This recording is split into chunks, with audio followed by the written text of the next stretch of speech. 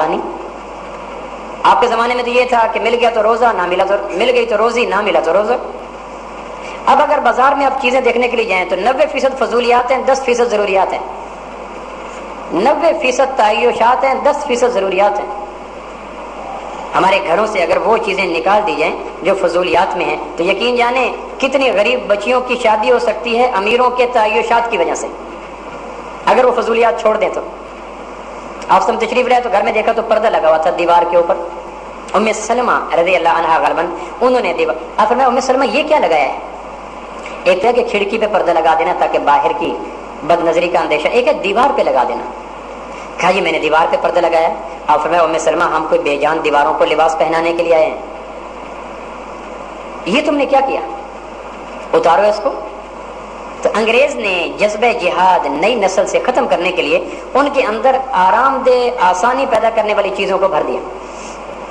تیسرا کام یہ کیا کہ جب انگریز آیا تو اس نے دیکھا شاہ اسماعیل شہید رحمۃ اللہ علیہ بالا کوٹ والے، جب انہوں نے اعلان جہاد کیا انگریز کے خلاف تو اس نے دیکھا انگریز نے روزانہ کوئی آج ریزائن دے کے جا رہا ہے، کوئی کل استعفیٰ دے کے جا رہا ہے، کوئی پرسوں. انگریز کی فوج میں روزانہ مسلمان مجاہد استعفیٰ دے دے کر شاہ اسماعیل شہید رحمۃ اللہ علیہ کے لشکر میں جانے لگے. پہلے تو اس نے معمول سمجھا کہ شاید کسی کو مجبوری ہوگی، وطن جانا ہوگا یہ وہ. جب اس نے دیکھا کہ روزانہ استعفوں کی اور ریزائن کی تعداد بڑھتی چلی جا رہی ہے تو پھر پریشان ہوا. 10 ریزائن آج آ گئے، 15 پرسوں. اس نے پھر پریشان، اس نے کہا یہ کیا وجہ ہے؟ تو اس نے پھر پوچھا دائیں بائیں سے کہ یہ لوگ ریزائن دے کر کہاں جاتے ہیں؟ تو بتانے والے نے بتایا کہ شاہ اسماعیل شہید نے تمہارے خلاف جو اعلان جہاد کیا یہ وہاں چلے جاتے ہیں. اس نے کہا اچھا. پھر اس نے مسلمانوں کو خریدا اور کہا کہ تم بھی مصنوعی طور پر ریزائن دے کر شاہ صاحب کے لشکر میں جاؤ اور وہاں جا کر جو پہلے خوشی سے ریزائن دے کے گئے ہیں ان سے پوچھو کہ تمہیں شاہ صاحب کیا دیتے ہیں جو انگریز نہیں دیتا. مثلا اگر شاہ صاحب 10,000 دیتے ہیں تو میں 15,000 کر دوں گا. اگر وہ مہینے میں 3 چھٹیاں دیتے ہیں تو میں 5 کر دوں گا. اگر وہ 2 ٹائم کھانا دیتے ہیں تو میں 3 ٹائم دے دوں گا. مثال دے رہے ہیں. تو یہ زر خرید مسلمان بھی ریزائن دے کر مصنوعی مجاہد بن کر شاہ صاحب کے خیموں میں چلے گئے. پہلے جو رضاکارانہ مجاہد گئے تھے وہ وہاں پہنچے ہوئے تھے. انہوں نے ان سے پوچھا کہ یار تم نے ریزائن کب کیا؟ کل کیا. تم نے کیوں کیا؟ پرسوں کیا. کیا وجہ بنی ریزائن کرنے کی؟ اس نے کہا شاہ صاحب کے لشکر میں مل کے جب لڑتے ہیں تو اللہ ثواب دیتا ہے، انگریز کے یہاں ثواب نہیں ملتا. بات سمجھے جی؟ دوسرے سے پوچھا تم نے ریزائن کیوں دیا؟ اس نے کہا شاہ صاحب کے ساتھ جب مل کے لڑتے ہیں تو اللہ جنت دے گا، انگریز کے یہاں جنت نہیں ملتی. بھائی یہ 2 کرنسیاں، 2 پرکشش لفظ تھے، ثواب جنت، نیکی بہشت. یہ چیزیں مقررہ وقت کے بعد یہ لوٹ کے واپس گئے انگریز کے پاس. انگریز نے پوچھا کیا بنی صورت؟ اس نے کہا ہم نے الگ الگ، اس نے بلایا اگر 20 جاسوس تھے تو الگ الگ ان کو بٹھا کے تاکہ آپس میں یہ گفتگو اکٹھی نہ کر لیں. الگ الگ بلا کے ایک کو بلایا کیا کہتے تھے وہ مجاہد جو ریزائن دے کے گئے مجھ سے اور انہوں نے شامل ہو گئے شاہ صاحب کے لشکر میں. تو اس نے کہا کہ وہ کہہ رہے تھے کہ ہمیں نیکی ملتی ہے. اس نے کہا نیکی کیا ہے؟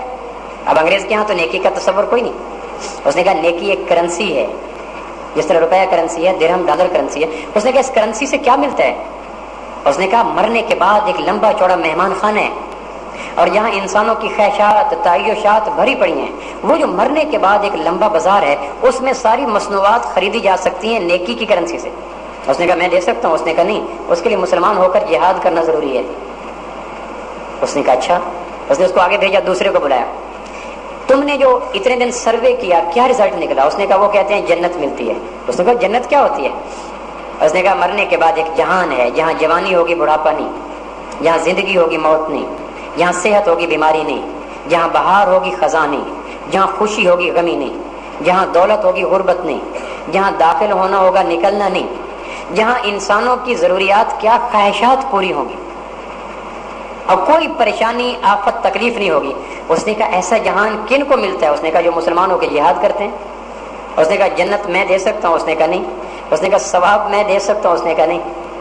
اس نے جب 10-12 آدمیوں سے جو جاسوس تھے ان سے سب سے جو رزلٹ اور نتیجہ نکالا، اس نے کہا مسلمانوں کے اندر 2 چیزیں ہیں، نیکی اور جنت. یہ انہیں کشاں کشاں مجھے چھڑا کر شاہ صاحب کے ہاں لے جاتی ہیں. اگر یہ 2 چیزیں ان سے چھین لو تو یہ جہاد سے جاتے رہیں گے. آدمی جان کون دیتا ہے؟ جتنا بھی ہو. تو اس نے اس کے بعد شعوری مہم کے تحت ثواب کو بے وقت بنایا اور ثواب کے مقابلے میں گریڈ بنایا. یہ 2nd لیفٹیننٹ، یہ لیفٹیننٹ، یہ میجر، یہ سیکنڈ لیفٹیننٹ کرنل، یہ کرنل، یہ 17واں گریڈ، یہ 18واں گریڈ، یہ 19واں، تاکہ نیکی کے مزید بڑھنے کی خواہش رکھنے والے دنیا کے چکروں میں پڑ جائیں، وہ نیکی آگے بڑھانے کا جذبہ ختم اور دنیا کا اگلا گریڈ. آج کل کون سا گریڈ ہے؟ 17واں 18واں. ابھی اسسٹنٹ پروفیسر نہیں ہوئے کہ نہیں، اس کے لیے کیا آئیے پھر پی ایچ ڈی کر لو، پھر یہ کر لو. تو دنیا کے اگلے گریڈ کے حصول میں نیکی کا شوق ختم ہو گیا. اور پھر اس نے کہا کہ جنت کو بے وقت چیز بناؤ، اہم کو کی جنت میں رہتے ہو، فول پیراڈائز. اور لطیفہ گو قسم کے لوگ لیے جو جنت کے نام پر فرضی داستانیں گھڑ کر لوگوں کو جنت سے دور کرتے تھے. تو دھیرے دھیرے نیکی کا شوق جو تھا وہ پیسے اور گریڈ لے گیا، اور جنت کو جو شوق تھا اس نے کہا جنت کوئی ایسی حقیقت نہیں، یہی دنیا ہے، سب کچھ کرو. تو یہ تیسری محنت کی انگریز نے مسلمانوں کے اندر جذبہ جہاد کو نکالنے کے. اس کا نقصان یہ ہوا کہ جذبہ ختم ہو گیا. اب اگر کوئی ایسی ایکس رے مشین ہو جو انسانوں کے جذبوں کا پرنٹ باہر نکالے تو اب حیران ہوں گے کہ اگر فیصل آباد کے 30 لاکھ انسانوں کے سینوں کا وہ ایکس رے مشین پرنٹ باہر لے تو کتنے سینے ہوں گے جن کے اندر یہ جذبہ ایکس رے سے باہر آئے گا کہ کاش میں اسلام کی سرحدوں کو پھیلانے کے لیے مر مٹوں. اب حیران ہوں گے، رزلٹ 0 0 0 0 چلا جائے گا. اور ایک زمانہ تھا غزوہ بدر میں افرا رضی اللہ عنہا ایک صحابیہ تھی، ان کے 7 بچے تھے، 7 کو غزوہ بدر میں بھیج دیا، 7 بچوں کو غزوہ بدر میں بھیج دیا. مائیں بچوں کو پالتی تھی اس لیے کہ کل یہ بچے اللہ کے نام پہ شہید ہو کر، جس طرح لوگ دیہات میں قربانی کے جانوروں کو نہیں پالتے کہ اگلے سال قربانی کے موقع پہ 2000 کا بکرا 12000 میں چلا جائے گا، مائیں انہی جذبوں کے ساتھ بچوں کو سینے کا دودھ دے کر ان کو بڑا کرتی تھی کہ کل بچہ میدان جنگ میں قربان ہوگا اور اس کی قربانی مجھے بھی جنت میں لے جانے کا سبب بن جائے گی. اور جب شہید ہونے کی خبر ملتی تو خوش جاتی، جس طرح دیہات کی خواتین کو جو بکرے یا دمبے پال کر سال کے بعد منڈیوں میں بھیجتی ہیں کہ 2000 کا بکرا آپ کا 25000 میں بکا، تو کس طرح ان کے چہروں پہ شہنائیاں اور کس طرح ان کے گھروں میں خوشیاں آ جاتی ہیں. اسی طرح ان خواتین کو پتہ چلتا کہ تم نے جو بچہ خون جگر سے پال کے بالغ کیا تھا وہ بدر میں کام آ گیا، وہ شہید ہو گیا، اس کے ٹکڑے ٹکڑے ہو گئے. کہتے شکر ہے میرے بچے کا بھاؤ اچھا لگ گیا، میرا بچہ مر کے امر ہو گیا، میرا بچہ گارے مٹی پہ نہیں مرا. مائیں خوش ہوتی تھی، کیوں؟ وہ بچوں کو پالتی ہی شہادت کی نیت سے تھی. اور میری تو امانت ہو. سفیان ثوری پیدا ہوئے، جب بالغ ہوئے تو ماں نے کہا پڑھنے کہ بیٹا چلو دین جا کے پڑھو، دین پڑھو، پڑھاؤ، دین سکھاؤ، اللہ کے راستے میں جاؤ. سفیان ثوری لوٹ کے واپس ہے جب بظاہر دین کا خاصا علم لے چکے تھے، بڑے ہو چکے تھے. عرصہ تک ماں سے ملاقات نہ ہوئی اور دروازے پہ آ کے دستک دی تو اندر سے بوڑھی ماں نے پوچھا کون؟ کا سفیان. کون سفیان؟ کہ ماں جس کو دین سیکھنے کے لیے بھیجا تھا. کہ اچھا دین سیکھ ہے؟ کہ ہاں ماں سیکھ آیا. اس نے کہا اچھا پھر تمہارا ایک ٹیسٹ لے لوں باہر کھڑے کھڑے؟ اس نے کہا ماں لے لو. تو اندر سے ماں نے دروازہ نہیں کھولا. کہ اچھا بیٹا یہ تو بتاؤ کہ اگر ایک آدمی کسی چیز کو اللہ کے نام پہ ہبہ کر دے کہ یہ ایکڑ میں نے اللہ کے نام پہ مدرسے کو دے دیا، تو اس ایکڑ کی گندم گھر کھا سکتا ہے؟ یہ دکان میں نے اللہ کے نام پہ دے دی تو اس دکان کا کرایہ اپنے گھر لا سکتا ہے؟ جس چیز کو اللہ کے نام پہ ہبہ کر دیا جائے وہ آدمی ہبہ کرنے کے بعد اس چیز سے ذاتی فائدہ لے سکتا ہے؟ انہوں نے کہا ماں بالکل نہیں لے سکتا. کہا بیٹا پھر میں تو تمہیں اسلام کے لیے ہبہ کر چکی ہوں. اور یہ ایک سفیان نہیں، وہ لوگ جنہوں نے خون دے کر ہر پھول کو رنگت بخشی ہے، 2-4 سے دنیا واقف ہے، گمنام نہ جانے کتنے ہیں. بعد میں تو میں ڈاکٹر انجینئر اور پروفیسر ہی جنتی رہی، وہ جذبے ختم ہو گئے، وہ لوریاں ختم ہو گئی، وہ گود ہی ختم ہو گئی. جو گود رات کو تاروں کی چھاؤں میں شہادت کے قصے سنا کر، مجاہدوں کی باتیں سنا کر، غزوات کے قصے سنا کر بچوں کو بلوغت کی دہلیز پہ قدم رکھواتی تھی، وہ تو ماں ہی مر گئی، وہ فیکٹریاں ختم ہو گئی. بعد میں تو کلرک جنتی رہی، وکیل جنتی رہی، ڈاکٹر جنتی رہی، پروفیسر جنتی رہی. اور یہ وہ مجاہد اور شہید اور علماء، یہ تو وہ فیکٹری مر گئی. دیہاتوں میں لوریاں ہوں گی، میرا بچہ تحصیلدار بنے گا، میرا بچہ پٹواری بنے گا. فوجی ہیڈ کوارٹر میں ہوگی، میرا بچہ پائلٹ بنے گا، میرا بچہ بریگیڈیئر بنے گا. ڈاکٹر گھر میں ہوں گے، میرا بچہ اسپیشلسٹ بنے گا، میرا بچہ. تو یہ ایک بانج قسم کی سوچیں، مکروہ قسم کے جذبے، مزمحل قسم کی سوچیں یہ بعد میں آئیں. تو بچے بڑے ہو گئے تو بالکل ہی کورے تھے. پھر خزاں کے موسم میں ٹوٹے ہوئے پتے جس طرح ہوا کے رحم و کرم پہ ہوتے ہیں، اس طرح یہ نئی نسل ہوا کے رحم و کرم پہ تھی. کچھ کو یہودی لے گئے، کچھ کو عیسائی لے گئے، کچھ کو ہندو لے گئے. لباس یہودیوں جیسا، شکلیں عیسائیوں جیسی اور ذہن ہندوؤں جیسا اور نام مسلمانوں جیسا ہو گیا. اب سوال یہ ہے کہ یہ جذبے دوبارہ کیسے بھرے جائیں کہ پھر سے ہماری نئی نسل انہی جذبوں پہ اپنی زندگی کا آغاز کرے.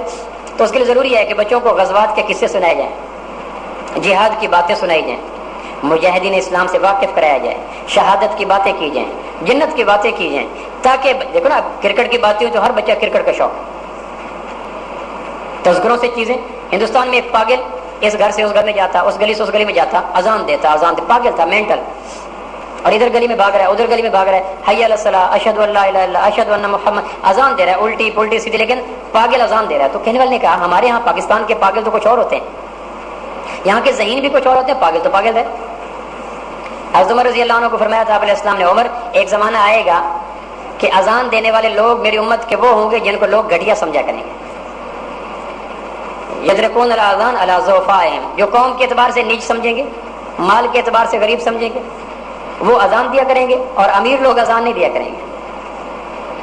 حضرت عمر نے کہا اللہ کے محبوب یہ تو اسلام کا آفاقی ترانہ ہے، سرمدی نغمہ ہے، اس سے مسلمان شرمائیں گے. کہا ہاں ایک زمانہ آئے گا تم ایک آدمی کو کہو گے اذان دو، وہ کہے کہ مجھے شرم آتی ہے، میں نے کبھی دی نہیں.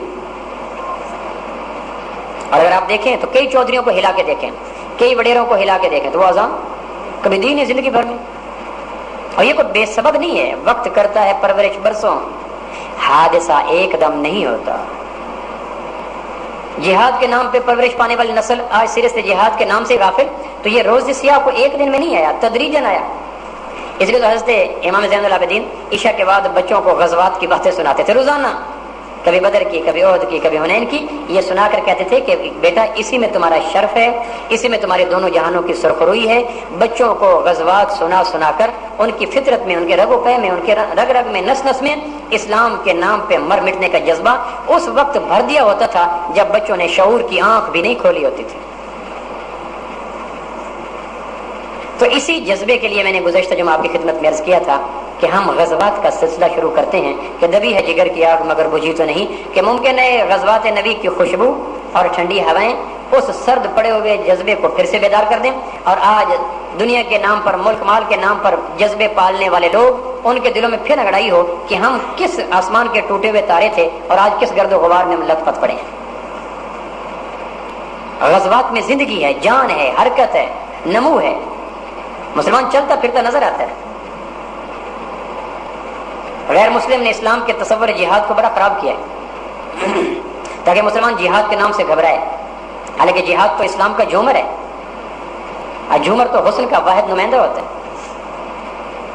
اسی جذبے کو مہمیز دینے کے لیے میں نے گزشتہ جمعہ غزوہ بدر پہلا غزوہ ہے، اس کی میں نے کچھ باتیں آپ کی خدمت میں کی تھی. امید ہے آپ حضرات نے ان کو سنا ہوگا. بچوں کو سنائیں، اگر خود نہیں سنا سکتے تو کم از کم کیسٹیں سنا دیں. مجھے یہ غزوہ بدر کے در و دیوار کو جھانکنے کے لیے اور اس کے ہم رکاب چلنے کے لیے کم از کم 13 قدیم اور جدید 10 12 جلدوں والی سیرت النبی کی کتابوں کو کھنگالنا پڑا.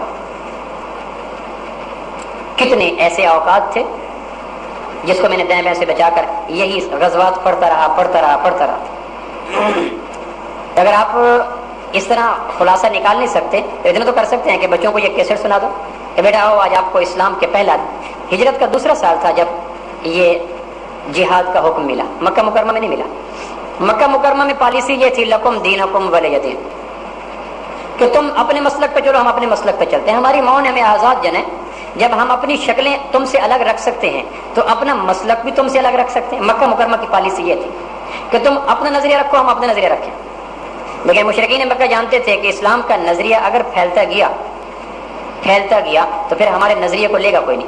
اس لیے اتنا تنگ کیا مسلمانوں کو، کبھی معاشی بائیکاٹ، کبھی تشدد، کبھی زہر، کبھی پریشانی، یہاں تک کہ مسلمانوں کو